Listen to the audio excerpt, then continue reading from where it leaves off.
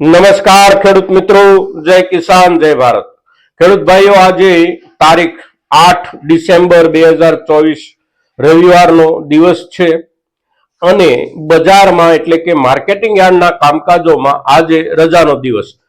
પણ ગયું આખું અઠવાડિયું એટલે કે ડિસેમ્બર મહિનાનું આપણું પહેલું અઠવાડિયું જે વીત્યું એ અઠવાડિયા દરમિયાન કપાસ અને મગફળી આ બે આપણી અત્યારની મુખ્ય વેચાણની જે ચીજો છે એમાં ભાવમાં કોઈ સુધારો આપણને એવો નથી જોવા મળ્યો કે જેને આપણે સુધારો કહી શકીએ। પણ એક સારા સમાચાર જે છે બજાર તરફથી, એ સારા સમાચાર એ આગામી દિવસોમાં ભાવમાં સુધારો થવાની શક્યતાઓ આપણને બતાવી રહ્યા છે। એકંદર આપણે જોઈએ તો આ વર્ષમાં એટલે કે ખરીફ સિઝન 2024માં આપણા કપાસના વાવેતરમાં તો ઘટાડો હતો જ સમગ્ર દેશમાં અને આપણા ગુજરાત સૌરાષ્ટ્રમાં પણ।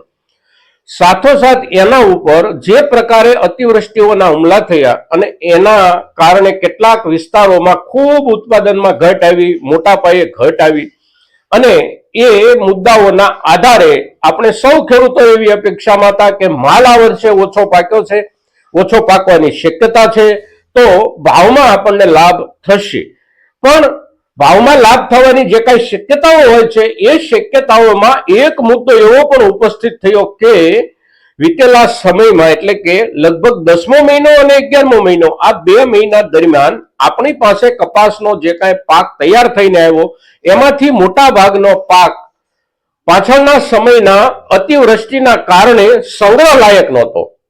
એટલે સંગ્રહ લાયક માલ નહોતો એટલે એ માલને કોઈ પણ ખેડૂતે બજારમાં જ પહોંચાડવો પડે, એટલે કે એને નિકાલ કરવો પડે, એને વેચી દેવો પડે। એટલે આપણે જે કાંઈ માલ પાકવાનો હતો એમાંથી મોટા ભાગનો માલ આ સ્થિતિમાં હોવાના કારણે આપણે બજારમાં માલને ઠાલવવો પડ્યો।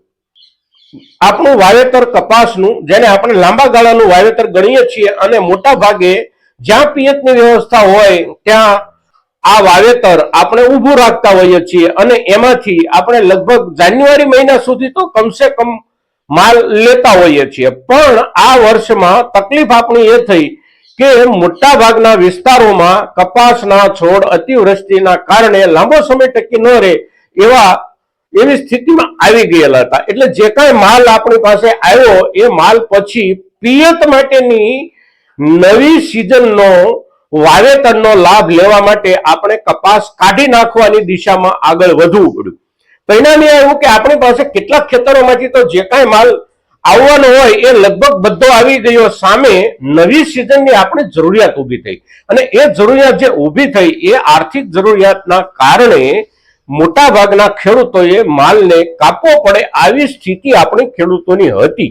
ગયા આખા મહિના દરમિયાન આપણે જોયું કે એકંદર માલ ઓછો પાકેલો હોવા છતાં પણ બજારમાં માલની ભીડ એટલી બધી વધી ગઈ કે એકંદર આપણને ભાવ જે કઈ મળવા જોઈએ એ ભાવ સુધી બજાર જવાને બદલે બજારમાં કેટલીક વખત તો એટલી બધી પીછેહટ આવી કે આપણે મૂંઝાઈ જઈએ કે આપણા માલનું શું થશે। તો આ અઠવાડિયામાં જે સારા સમાચાર આવ્યા છે એ એવા છે કે ગયા અઠવાડિયા દરમિયાન પાછળના અઠવાડિયાની સરખામણીમાં, ત્યાર પહેલાના અઠવાડિયાની સરખામણીમાં માલની આવકમાં ઘટાડો બહુ મોટા પાયે નોંધાયો છે।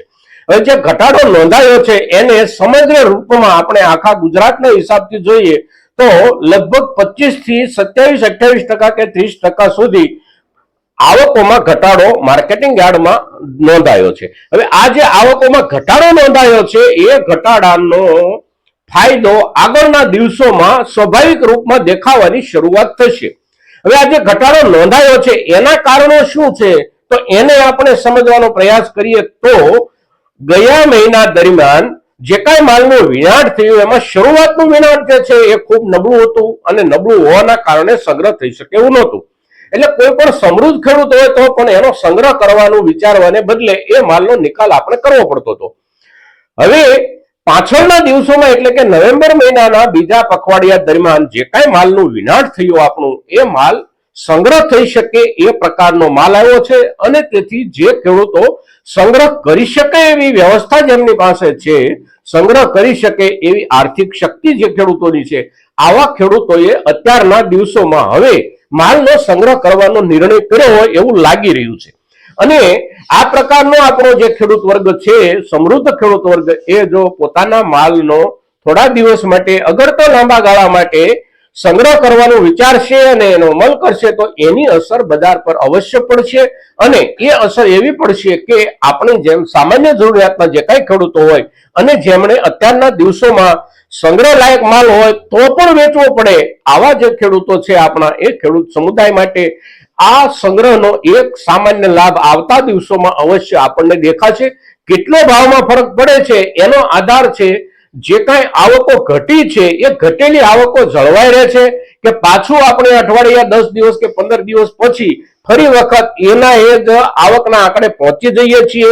અગર તો આવકમાં હજી વિશેષ ઘટાડો થાય, જો આવક અત્યારે જે પ્રમાણે ઘટેલી ગયા અઠવાડિયા દરમિયાન રહી છે એ પ્રમાણે એકાદ બે અઠવાડિયા હજી આવકો નીચી રહે તો સામાન્ય અસર થાય. આવકો વધારે જો ઘટે તો આપણને નોંધપાત્ર અસર જોવા મળશે કપાસના ભાવમાં. સાથોસાથ બીજો મુદ્દો એ છે કે આવકો જો આપણે ભાવ થોડો વધ્યો અને આવકો વધારી દીધી તો પાછા હતા ત્યાં ત્યાં આવી જવાના. પણ અત્યારના સંજોગોમાં જે શક્યતાઓ ઊભી થઈ છે એ શક્યતાઓ છે આપણા તરફથી બજારમાં માલ પહોંચાડવાની માત્રામાં ઘટાડો, અને આ ઘટાડાની અસર આગામી દિવસોમાં સામાન્ય રૂપમાં આપણને અવશ્ય જોવા મળશે મિત્રો. તો આજના દિવસે કપાસની આવકોની પરિસ્થિતિ અને એની ભાવો પર થનારી અસરની શક્યતાઓ પર જ્યારે આપણે ચર્ચા કરીએ છીએ ત્યારે મહત્તમ ખેડૂતો સુધી આપણી આ ચર્ચા પહોંચે આ જવાબદારી આપ સૌની છે એવું સમજી અને મહત્તમ ખેડૂતો સુધી આપણે આ ચર્ચા પહોંચાડજો. સાથે સાથે એક વાત કે આપણે અહીંથી જે વાત કરીએ છીએ એ વાતનો અર્થ એવો નથી કે નજીકના દિવસોમાં મોટો જબર વધારો આપણને મળી જવાનો છે. એટલે કોઈ પણ ખેડૂતે માલનો સંગ્રહ કરવો કે માલનો નિકાલ કરવો એનો નિર્ણય પરિસ્થિતિને જોયા પછી પોતાની પણ કેટલા દિવસ કેટલો સમય સંગ્રહ કરવાની ક્ષમતા છે એના આધારે જ નિર્ણય કરવો મિત્રો. તો કપાસના મુદ્દા પર આજના દિવસે આટલી ચર્ચા. જય હિન્દ, જય ભારત.